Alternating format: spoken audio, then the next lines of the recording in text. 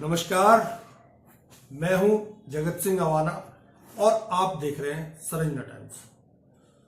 दोस्तों, आपको याद होगा कि पिछले 11 साल में 11 या 12 साल में सुप्रीम कोर्ट की चौखट पर जाकर और विपक्ष किस तरह से हाथ बांधे चला आया है। आप कहेंगे हमें तो और भी बहुत कुछ याद है। आपको अगर याद है तो आप एक एक करके उन पन्नों को जरा खोलने का प्रयास कीजिए। आपको याद है किस तरह राफेल में बहस होती है और अटॉर्नी जनरल एक बात सुप्रीम कोर्ट में कहते हैं और सुप्रीम कोर्ट उस किताब को बंद करके रख देता है। उसी तरह से आप कहेंगे हमें तो पेगासिस भी याद है। पेगासिस में भी वही अटॉर्नी जनरल एक बात कहते हैं और उसकी किताब भी बंद हो जाती है। आप कहेंगे हमें तो जीएसटी भी याद है, हमें तो नोटबंदी भी याद है, हमें तो और भी बहुत कुछ याद है।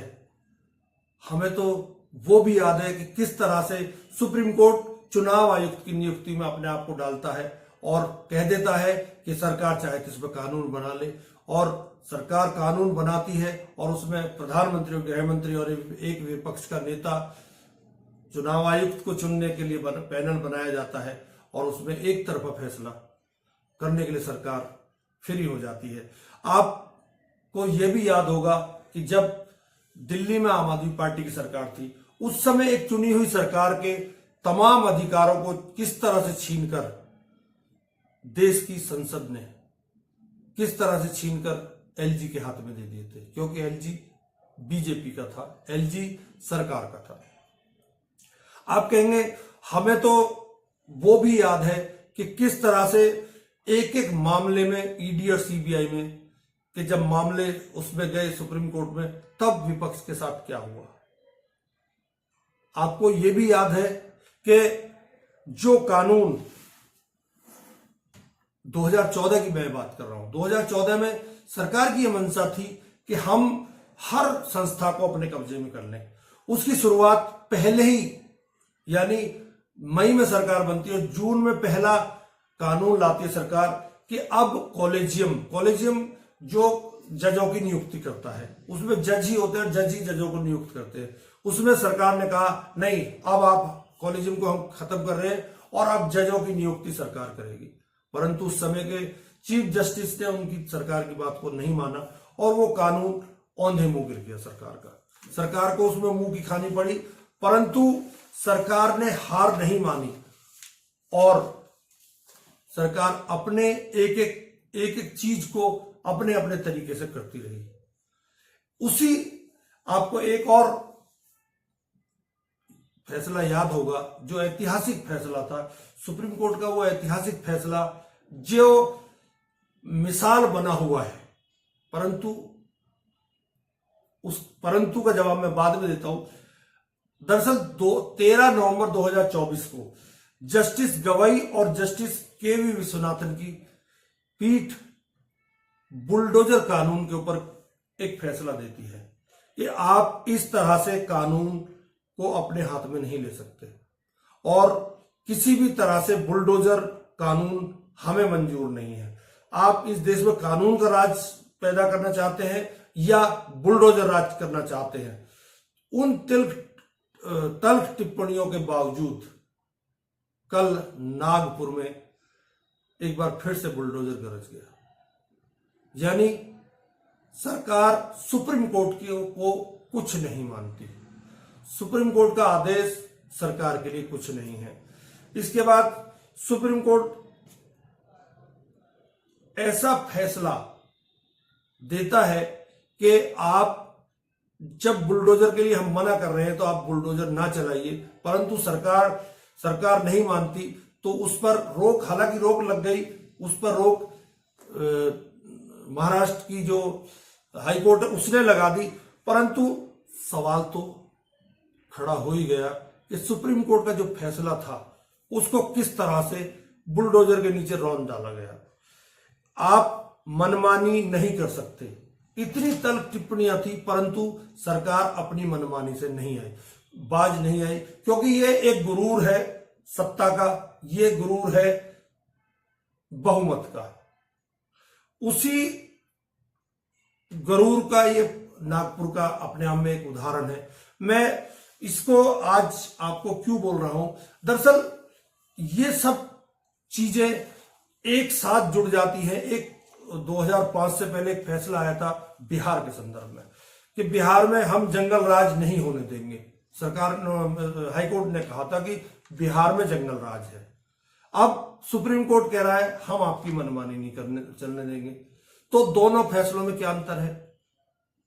खैर, ये सुप्रीम कोर्ट का अपना वो है और हाई कोर्ट का अपना है, परंतु सुप्रीम कोर्ट के उस आदेश पर और नागपुर में चले बुलडोजर को बचाने में गोदी मीडिया लग जाता है और गोदी मीडिया इस हद तक गिर जाता है कि सुप्रीम कोर्ट को भी कटघरे में खड़ा कर देता है।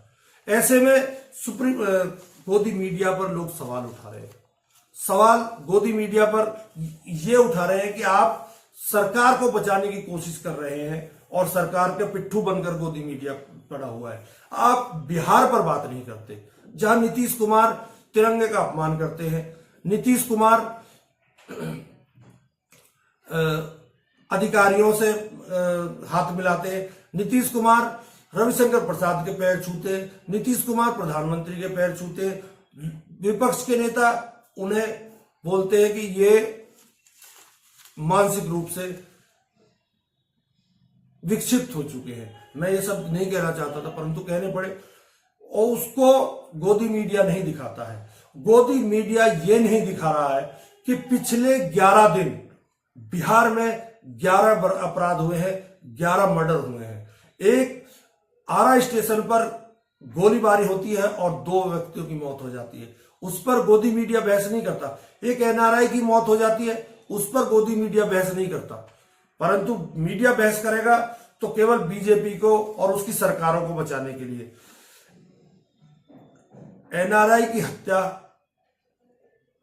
इसलिए हो जाती है कि वो चैन छीनने का, जो अपराधी था उसकी चैन छीनने का प्रयास कर रहा था और उसको उसने चैन नहीं छीनने दी। एक एएसआई की मौत, लगातार पुलिस वालों को मारा जा रहा है। उसके बाद 14 मार्च मुंगेर में विवाद सुलझाने गई पुलिस टीम पर हमला, एक एएसआई की मौत। 14 मार्च को ही समस्तीपुर में पुलिस टीम पर ग्रामीणों ने पथराव किया। 15 मार्च को भागलपुर में पुलिस टीम पर हमला, 5 पुलिसकर्मी घायल। 16 मार्च को बिहार के मनेर में नशे में धुत लोगों का पुलिस पर हमला। 16 मार्च को ही नवादा के रजौली थाने में पुलिस पर पथराव। 21 मार्च वैशाली में एक एनआरआई की गोली मारकर हत्या और 21 मार्च को ही पटना के मनेर में पुलिस टीम पर फायरिंग। 22 मार्च की इस घटना पर गौर कीजिए दोस्तों, अररिया में एसटीएफ टीम पर फायरिंग, 5 जवान घायल। और उसी दिन यानी 22 मार्च को ही पटना में अस्पताल में डायरेक्टर की गोली मारकर हत्या। रोज एक वारदात हो रही है। सिर्फ इसलिए गोली मारकर हत्या कर दी गई क्योंकि उसने चेन छीने जाने का विरोध किया था। पुलिस ने मृतक की पहचान राहुल आनंद के रूप में की है। यह घटना शुक्रवार सुबह हाजीपुर जंदाहा राजमार्ग पर राजा पाकर थाने के उफरौली डेली पुल के पास हुई थी। जिस समय घटना हुई उस दौरान राहुल आनंद अपनी मां के साथ बाइक से गांव लौट रहे थे। तभी बाइक सवार बदमाशों ने उनकी चेन छीनने की कोशिश की। जब राहुल आनंद ने विरोध किया तो आरोपियों ने उनके कमर में गोली मार दी। बाद में राहुल की इलाज के दौरान मृत्यु हो गई। बिहार की जनता को तेजस्वी अपना विजन बता रहे हैं। बिहार 2025 में अपने यंगेस्ट स्टेट होने का फायदा उठाएगा और यह मौका बर्बाद नहीं होने देगा। हम बिहार को भारत का मैन्युफैक्चरिंग हब बनाएंगे। ये बीजेपी के लोग युवाओं, नौकरी, रोजगार, उद्योग, धंधे, एआई और टेक्नोलॉजी में आगे बढ़ाने तथा रिसर्च और इनोवेशन में इंगेज करने के बजाय इन्हें जात, धर्म, नफरत और प्रोपेगेंडा में उलाझ के रखने का काम करते हैं। मन नया बिहार बनाने के लिए मेरे पास विजन है, स्पेशल मिशन है और अनडाइंग पैशन है महोदय। नया बिहार की 58% आबादी 50 वर्ष के लोगों से कम की है और उसके सपनों को, आकांक्षाओं को, भविष्य को अपनी कुर्सी का खेल में नहीं जला सकते। मैं युवा हूं, उनकी भावनाओं और सपनों का समझता हूं और हर हाल में बिहार के युवाओं के सपनों को साकार करूंगा। मुझे सरकार नहीं बल्कि नया बिहार बनाना है। खबरों से अखबारों का रंग लाल और सरकार का मुंह काला हुआ पड़ा है महोदय। एनसीआरबी का आंकड़ा देखें तो 2005 के अनुसार के बाद 20 साल में 65,000 से अधिक हत्याएं हुई। 20 साल का इनका शासन का 65,000 से ज्यादा हत्याएं हुई हैं, 25,000 रेप हुआ है, 1 लाख किडनैपिंग हुई है, 3 लाख चोरियां हुई हैं महोदय। ये स्थिति अपराध की। और पिछले साल कम्युनल वायलेंस में बिहार देश में दूसरे नंबर पे रहा महाराष्ट्र के बाद। ये आंकड़े हैं महोदय एनसीआरबी का। और बिहार पुलिस की तो ऐसी स्थिति हो गई है कि अपराध इतना बढ़ गया कि अपना जो वेबसाइट है biharpolice.nic.in उसमें अपलोड ही नहीं कर रही है डाटा। कई सालों से डेटा अपलोड नहीं कर रही है। क्या चीज का डर है? ताकि भेद खुल जाएगा क्या? लेकिन अध्यक्ष महोदय, ये सारा डेटा हम लोग जो है कंपाइल कर करके रखे हुए हैं। तेजस्वी कह रहे हैं कि बिहार में सबसे ज्यादा युवा है, बिहार में सबसे ज्यादा बेरोजगारी है और मैं युवाओं के लिए, किसानों के लिए कुछ करना चाहता हूं। इस पर विपक्ष जो उसके तेजस्वी के विपक्ष वाले वो तो उंगली उठाएंगे, परंतु गोदी मीडिया भी उस पर जंगल राज से जोड़कर इनको दिखा देता है। दूसरी तरफ नीतीश इफ्तार पार्टी देते हैं, एक तरफ हिंदू पार्टी बनती है बीजेपी, वहीं उस इफ्तार पार्टी में बीजेपी के नेता पहुंच जाते हैं, जो उप मुख्यमंत्री है बिहार के।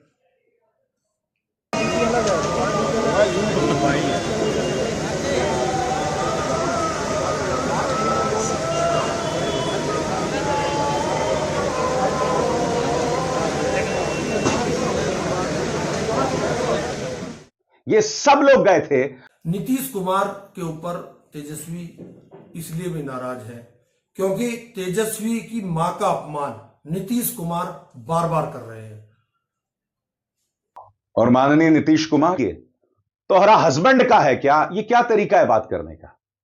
खुद सुनिए राज्य के मुख्यमंत्री के तेवर, उनकी शालीनता, उनकी गरिमा। एक महिला पार्षद और सबसे बड़ी बात बिहार की पूर्व मुख्यमंत्री राबड़ी देवी के बारे में सुनिए क्या हुआ। पहले हम विधानसभा में देखे, यहां देखे, आज तक कभी नहीं था। वो खड़ा हो ना, अरे वो खड़ा हो ना। देखिए तेजस्वी सरकार में बड़ी बिहार की 65% आरक्षण सीमा को 9वीं अनुसूची में शामिल करना। जरा और देखो ना, नीचे लिखा हुआ है आरक्षण चोर बीजेपी एनडीए। और करो आप सामने जवाब दो। ये इन्हीं लोगों का पार्टी जो है। अरे बैठो ना, तोरा कौन चीज, तोरा कौन चीज, तेरा हस्बैंड का है, तोरा कौन चीज है? बैठा तू, तोरा कौन चीज जो है सो हस्बैंड का है। तो बड़ा देख लीजिए सबको। हम वहां भी देखे, सुनिए, हुए मैंने पहले ही ऐसे हमने कहा है हाँ। जब माननीय मुख्यमंत्री जब बोलने लगे उस समय आप लोग बैठ जाइए। नहीं तो यही हम कहे कि काहे के लिए सब खड़ा होकर कोई आप जरा सोच चुपचाप लीजिए, रहिए।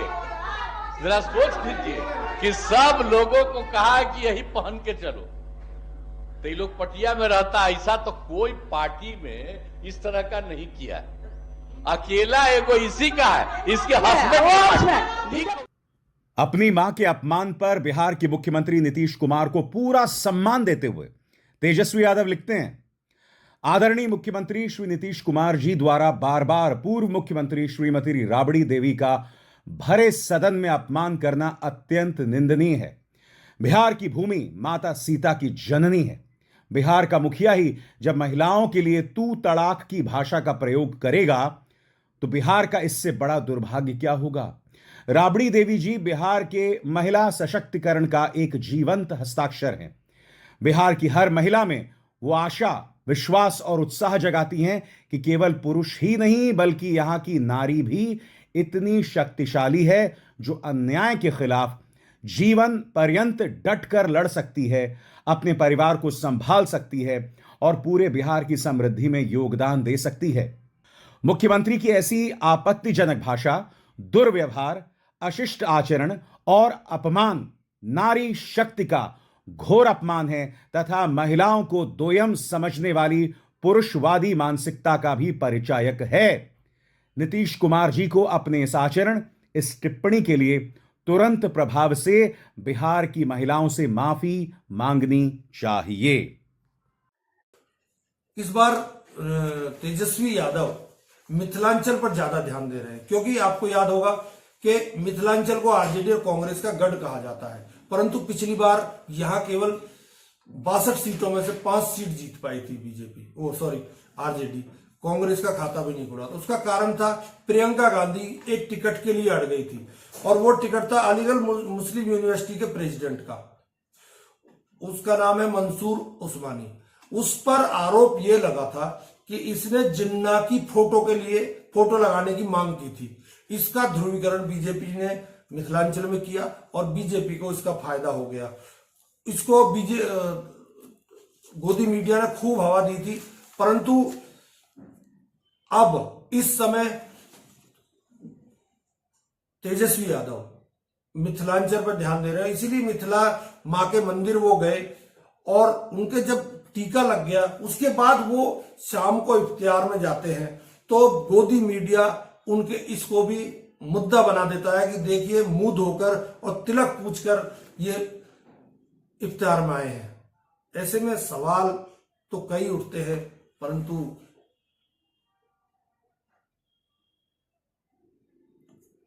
सवाल ये नहीं है कि टीका लगाया था या नहीं लगाया था। सवाल ये भी नहीं है कि सुप्रीम कोर्ट के आदेश पर रोज किस तरह से कोर्ट की अवमानना हो रही है। सवाल ये भी नहीं है कि सरकार आखिर चाहती क्या है। सवाल ये है कि आखिर इस देश में होने वाला क्या है। नीतीश कुमार बहकी बहकी बात करते हैं, प्रधानमंत्री कुछ बोलते नहीं है, सुप्रीम कोर्ट के आदेश को सरकारें मानती नहीं है, बुलडोजर चला देती है। तो आखिर ये देश, कल भी यही सवाल था, आज फिर एक बार फिर कर रहा हूं मैं आपसे कि आखिर इस देश को चला कौन रहा है। बिहार में चुनाव नवंबर में है, परंतु चुनावी पारा अभी से गर्म हो गया है।